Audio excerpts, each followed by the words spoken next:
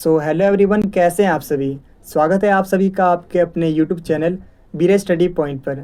तो आज की इस वीडियो में हम ट्रिक से प्रमुख नदियों के उद्गम स्थानों को याद करेंगे, यानी ये सभी नदियाँ कहाँ से निकलती हैं। बिल्कुल छोटा सा टॉपिक है लेकिन बहुत ही इंपॉर्टेंट है। एग्ज़ाम में बहुत बार यहाँ से क्वेश्चन पूछे जाते हैं। वीडियो के लास्ट में आपके लिए प्रैक्टिस सेट भी रखा है, उससे आप ज़रूर सॉल्व करना, क्योंकि इससे आपकी प्रैक्टिस होगी।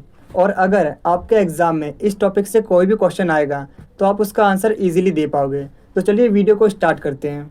तो चलिए सबसे पहले हम बात करते हैं चेनाब नदी के उद्गम स्थल के बारे में, यानी ये कहाँ से निकलती है। तो मैं आपको बताना चाहूँगा कि चेनाब नदी बारालाचा दर्रा से निकलती है। तो चलिए इसे अब एक ट्रिक से याद करते हैं। चेनाब से आपको याद रखना है चुनाव। तो जैसा कि आपको पता ही है, चुनाव में नेता बार बार लालच देते हैं। तो बार बार लालच से आपको याद रखना है बारालाचा। बार बार लालच यानी बारालाचा। तो कुछ इस तरीके से आपको याद रखना है कि चेनाब नदी बारालाचा दर्रा से निकलती है। तो चलिए एक बार इसका दोबारा से रिवीजन कर लेते हैं, जिससे कि आपको ये जो चीज़ है वो अच्छे से समझ में आ जाए। तो जैसा कि मैंने आपको ट्रिक में बताया था, चेनाब से आपको याद रखना है चुनाव।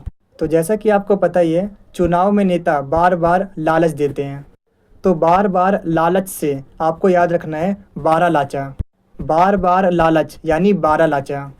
तो कुछ इस तरीके से आपको याद रखना है कि चेनाब नदी बारालाचा दर्रा से निकलती है। नेक्स्ट है रावी और व्यास नदी। तो रावी और व्यास ये दोनों ही नदियाँ रोहतांग दर्रा से निकलती हैं। तो इसे आपको याद रखने के लिए एक छोटी सी कहानी याद रखनी है। तो आपको याद रखना है कि रवि नाम का एक लड़का था जिसे प्यास लगी थी और उसने सभी को रो रो कर तंग कर दिया था। अब आपको ये छोटी सी कहानी याद रखनी है। तो आइए अब इसे समझते हैं। तो जैसा कि मैंने कहा था, रवि नाम का लड़का था, तो रवि से हो जाएगा रावी नदी, और उसे प्यास लगी थी तो प्यास से हो जाएगा व्यास नदी। फिर मैंने आपको बताया था कि उसने रो रो कर सबको तंग कर दिया था, तो रो रो के तंग से हो जाएगा रोहतांग दर्रा। तो इस तरह से आपको याद रखना है कि रावी और व्यास ये दोनों ही नदियाँ रोहतांग दर्रा से निकलती हैं। तो चलिए एक बार इसका दोबारा से रिवीजन कर लेते हैं, जिससे कि आपको ये जो चीज़ है वो अच्छे से समझ में आ जाए। तो जैसा कि मैंने आपको ट्रिक में बताया था, तो जैसा कि मैंने कहा था, रवि नाम का लड़का था, तो रवि से हो जाएगा रावी नदी, और उसे प्यास लगी थी तो प्यास से हो जाएगा व्यास नदी। फिर मैंने आपको बताया था कि उसने रो रो कर सबको तंग कर दिया था, तो रो रो के तंग से हो जाएगा रोहतांग दर्रा। तो इस तरह से आपको याद रखना है कि रावी और व्यास ये दोनों ही नदियाँ रोहतांग दर्रा से निकलती हैं। नेक्स्ट है गंडक नदी। तो गंडक नदी नेपाल से निकलती है। तो चलिए इसे ट्रिक से याद करते हैं। तो आपको बस याद रखना है कि मेरा दोस्त गेंडा पालने के लिए सोच रहा था, फिर मैंने बोला भाई तू गेंडा ना पाल। तो गेंडा से हो जाएगा गंडक और ना पाल से हो जाएगा नेपाल। तो इस तरह से आपको याद रखना है कि गंडक नदी नेपाल से निकलती है। नेक्स्ट है झेलम नदी। झेलम नदी शेषनाग झील से निकलती है। तो चलिए इसे ट्रिक से याद करते हैं।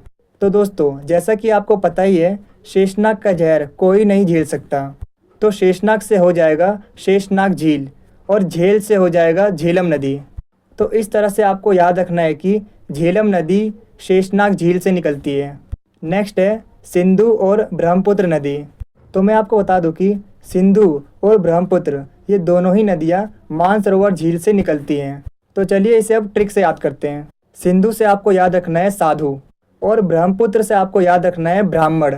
तो आपको पता ही होगा, जितने भी साधु ब्राह्मण होते हैं उन सभी का हमेशा ही मान सम्मान होता है। तो मान सम्मान से हो जाएगा मानसरोवर।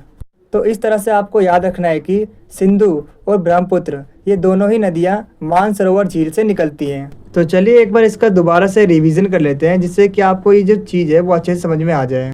तो जैसा कि मैंने आपको ट्रिक में बताया था, सिंधु से आपको याद रखना है साधु, और ब्रह्मपुत्र से आपको याद रखना है ब्राह्मण। तो आपको पता ही होगा, जितने भी साधु ब्राह्मण होते हैं उन सभी का हमेशा ही मान सम्मान होता है। तो मान सम्मान से हो जाएगा मानसरोवर।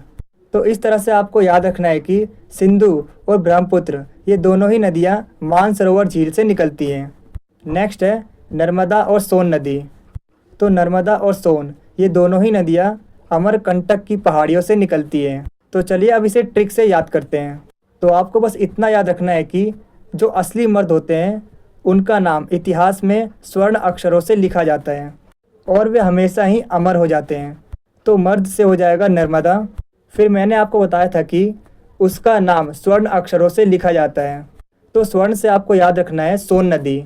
फिर मैंने आपको बताया था कि वो हमेशा ही अमर हो जाते हैं, तो अमर से आपको याद रखना है अमरकंटक की पहाड़ियाँ। तो इस तरह से आपको याद रखना है कि नर्मदा और सोन ये दोनों ही नदियाँ अमरकंटक की पहाड़ियों से निकलती हैं। तो चलिए एक बार इसका दोबारा से रिवीजन कर लेते हैं, जिससे कि आपको ये जो चीज़ है वो अच्छे से समझ में आ जाए। तो जैसा कि मैंने आपको ट्रिक में बताया था, तो आपको बस इतना याद रखना है कि जो असली मर्द होते हैं उनका नाम इतिहास में स्वर्ण अक्षरों से लिखा जाता है और वे हमेशा ही अमर हो जाते हैं। तो मर्द से हो जाएगा नर्मदा। फिर मैंने आपको बताया था कि उसका नाम स्वर्ण अक्षरों से लिखा जाता है, तो स्वर्ण से आपको याद रखना है सोन नदी।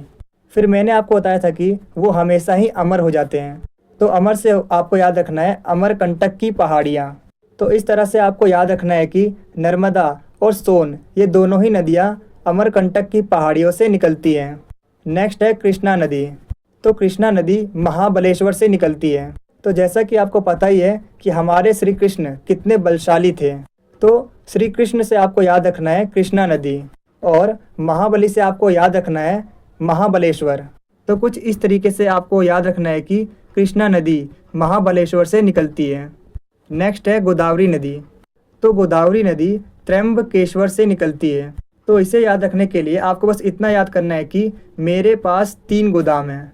तो 3 से आपको याद रखना है कि त्रि यानी त्र्यंबकेश्वर, और गोदाम से आपको याद रखना है गोदावरी।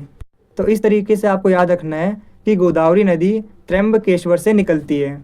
नेक्स्ट है यमुना नदी। यमुना नदी यमुनोत्तर ग्लेशियर से निकलती है। तो इसे तो आप इजीली याद कर पाओगे, यमुना से यमुनोत्री। तो इस तरह से आपको याद रखना है कि यमुना नदी यमुनोत्री ग्लेशियर से निकलती है। नेक्स्ट है गंगा नदी। गंगा नदी गंगोत्री ग्लेशियर से निकलती है। तो इसे भी आप इजीली याद कर पाओगे, गंगा से गंगोत्री। तो इस तरह से आपको याद रखना है कि गंगा नदी गंगोत्री ग्लेशियर से निकलती है। नेक्स्ट है तापी नदी। तो तापी नदी मूलताई से निकलती है। तो तापी से आपको याद रखना है ताई, और मूलताई वर्ड में भी ताई वर्ड आ रहा है, दोनों में ही ताई वर्ड आ रहा है। तो इस तरीके से आपको याद रखना है तापी नदी मूलताई से निकलती है। नेक्स्ट है कोसी नदी। तो कोसी नदी सप्तकोशी से निकलती है। तो देखिए कोसी नदी में कोशी वर्ड आ रहा है और सप्तकोशी में भी कोशी वर्ड आ रहा है, तो दोनों में ही कोशी वर्ड आ रहा है। तो इसे आपको कुछ इस तरीके से याद रखना है कि कोसी नदी सप्तकोशी से निकलती है। नेक्स्ट है महानदी। तो महानदी शिवहा से निकलती है। इसे याद करने के लिए आपको बस इतना याद रखना है कि महानदी इतनी बड़ी और ज़बरदस्त नदी है कि कोई भी उसके सामने आता है तो वो उसे स्वाहा कर देती है। तो स्वाहा से आपको याद रखना है शिवहा, जहाँ से महानदी निकलती है। तो इस तरह से आपको याद रखना है कि महानदी शिवहा से निकलती है। तो चलिए एक बार इसका दोबारा से रिवीजन कर लेते हैं, जिससे कि आपको ये जो चीज़ है वो अच्छे से समझ में आ जाए। तो जैसा कि मैंने आपको ट्रिक में बताया था, महानदी शिवहा से निकलती है। इसे याद करने के लिए आपको बस इतना याद रखना है कि महानदी इतनी बड़ी और ज़बरदस्त नदी है कि कोई भी उसके सामने आता है तो वो उसे स्वाहा कर देती है।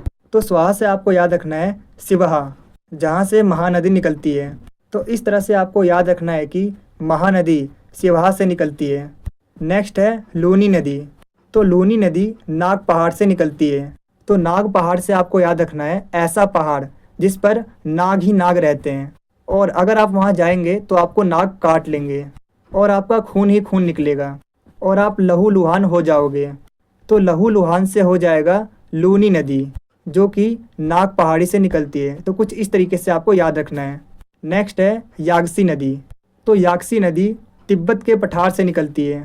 तो यागसी से आपको याद रखना है याक, और याक ज़्यादातर कहाँ पाए जाते हैं? तिब्बत में। तो इस तरह से आपको याद रखना है कि यागसी नदी तिब्बत के पठार से निकलती है। नेक्स्ट है दामोदर नदी। तो दामोदर नदी छोटा नागपुर के पठार से निकलती है। तो इसे याद रखने के लिए आपको एक छोटी सी स्टोरी याद रखनी है। छोटे ने नाग को पत्थर से मार दिया क्योंकि वो दमदार था। तो छोटे से हो जाएगा छोटा, और नाग से हो जाएगा नागपुर, और पत्थर से हो जाएगा पठार, और दमदार से हो जाएगा दामोदर। तो इस तरह से आपको याद रखना है कि दामोदर नदी छोटा नागपुर पठार से निकलती है। तो चलिए अब कुछ प्रीवियस ईयर क्वेश्चंस देखते हैं। ये प्रीवियस ईयर क्वेश्चंस आपकी प्रैक्टिस के लिए, तो इनका आंसर जल्दी से जल्दी कमेंट में देने की कोशिश करें। तो अगर आपने इन सभी प्रीवियस ईयर क्वेश्चंस को जल्द से जल्द सॉल्व कर लिया तो आपके एग्ज़ाम में इस टॉपिक से किसी भी टाइप का क्वेश्चन आएगा, आप उसका आंसर ईजिली दे पाओगे। तो पहला क्वेश्चन है, सिंधु और ब्रह्मपुत्र नदी कहाँ से निकलती है? तो आपके ऑप्शन है, ऑप्शन ए शेषनाग झील, ऑप्शन बी मानसरोवर झील, ऑप्शन सी बारालाचा दर्रा, ऑप्शन डी जानापाव पहाड़ी से। तो आप जल्दी से इनके आंसर को कमेंट में दीजिए। तो अगर आपने चुना है ऑप्शन बी मानसरोवर झील, तो आपका आंसर बिल्कुल सही है।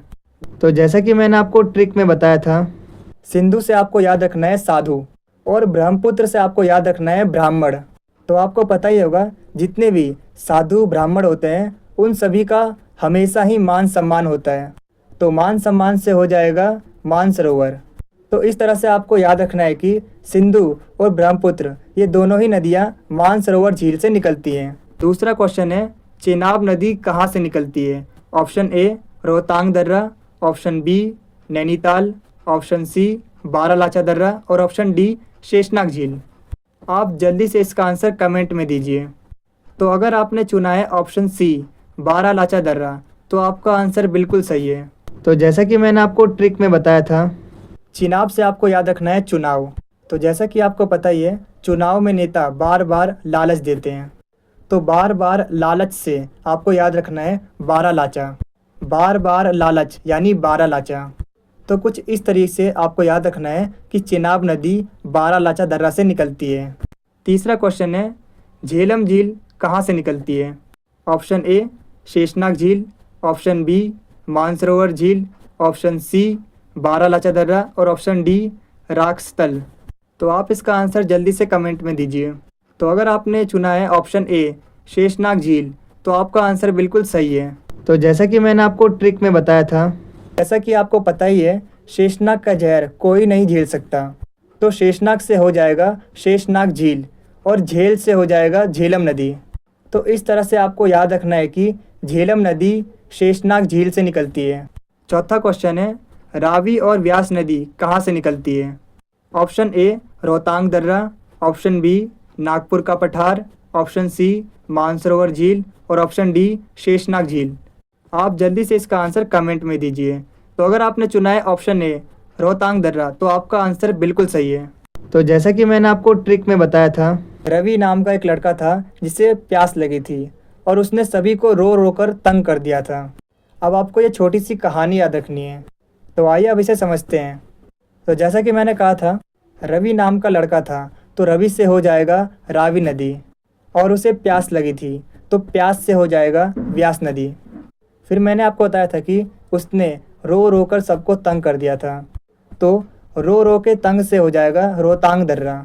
तो इस तरह से आपको याद रखना है कि रावी और व्यास ये दोनों ही नदियाँ रोहतांग दर्रा से निकलती हैं। पांचवा क्वेश्चन है, नर्मदा और सोन नदी कहाँ से निकलती है? ऑप्शन ए अमरकंटक की पहाड़ी से, option B Multai, option C Yamunotri और ऑप्शन डी नेपाल। आप जल्दी से इसका आंसर कमेंट में दीजिए। तो अगर आपने चुना है ऑप्शन ए अमरकंटक की पहाड़ियाँ, तो आपका आंसर बिल्कुल सही है। तो जैसा कि मैंने आपको ट्रिक में बताया था, जो असली मर्द होते हैं उनका नाम इतिहास में स्वर्ण अक्षरों से लिखा जाता है और वे हमेशा ही अमर हो जाते हैं। तो मर्द से हो जाएगा नर्मदा। फिर मैंने आपको बताया था कि उसका नाम स्वर्ण अक्षरों से लिखा जाता है, तो स्वर्ण से आपको याद रखना है सोन नदी। फिर मैंने आपको बताया था कि वो हमेशा ही अमर हो जाते हैं, तो अमर से आपको याद रखना है अमरकंटक की पहाड़ियाँ। तो इस तरह से आपको याद रखना है कि नर्मदा और सोन ये दोनों ही नदियाँ अमरकंटक की पहाड़ियों से निकलती हैं। छठा क्वेश्चन है, तापी नदी कहाँ से निकलती है? Option A Shivha, option B Multai, option C Nashik के निकट और ऑप्शन डी शेषनाग झील। तो अगर आपने चुना है ऑप्शन बी मुल्ताई, तो आपका आंसर बिल्कुल सही है। तो जैसा कि मैंने आपको ट्रिक में बताया था, तापी से आपको याद रखना है ताई और मुल्ताई वर्ड में भी ताई वर्ड आ रहा है, दोनों में ही ताई वर्ड आ रहा है। तो इस तरीके से आपको याद रखना है तापी नदी मुल्ताई से निकलती है। सातवां क्वेश्चन है, गंगा नदी कहाँ से निकलती है? Option A Gangotri glacier, option B Amarkantak की पहाड़ियाँ, ऑप्शन सी मानसरोवर झील और ऑप्शन डी गंगोत्री। तो अगर आपने चुना है ऑप्शन ए गंगोत्री ग्लेशियर तो आपका आंसर बिल्कुल सही है। तो जैसा कि मैंने आपको ट्रिक में बताया था गंगा से गंगोत्री, तो इस तरह से आपको याद रखना है कि गंगा नदी गंगोत्री ग्लेशियर से निकलती है। 8वां क्वेश्चन है यमुना नदी कहाँ से निकलती है? Option A Yamunotri glacier, option B Gangotri glacier, option C Nainital और ऑप्शन डी नेपाल। तो जैसा कि मैंने आपको ट्रिक में बताया था यमुना से यमुनोत्री, तो इस तरह से आपको याद रखना है कि यमुना नदी यमुनोत्री ग्लेशियर से निकलती है। 9वां क्वेश्चन है गंडक नदी कहाँ से निकलती है? Option A Sheshnag, option B Janapav पहाड़ी, ऑप्शन नंबर सी नेपाल और ऑप्शन डी सप्तकोशी। तो जैसा कि मैंने आपको ट्रिक में बताया था मेरा दोस्त गेंडा पालने के लिए सोच रहा था, फिर मैंने बोला भाई तू गेंडा ना पाल, तो गेंडा से हो जाएगा गंडक और नापाल से हो जाएगा नेपाल। तो इस तरह से आपको याद रखना है कि गंडक नदी नेपाल से निकलती है। 10वां क्वेश्चन है महानदी कहाँ से निकलती है? Option A Yamunotri, option B Gangotri, option C Nainital और ऑप्शन डी शिवा। तो जैसा कि मैंने आपको ट्रिक में बताया था महानदी इतनी बड़ी और ज़बरदस्त नदी है कि कोई भी उसके सामने आता है तो वो उसे स्वाहा कर देती है।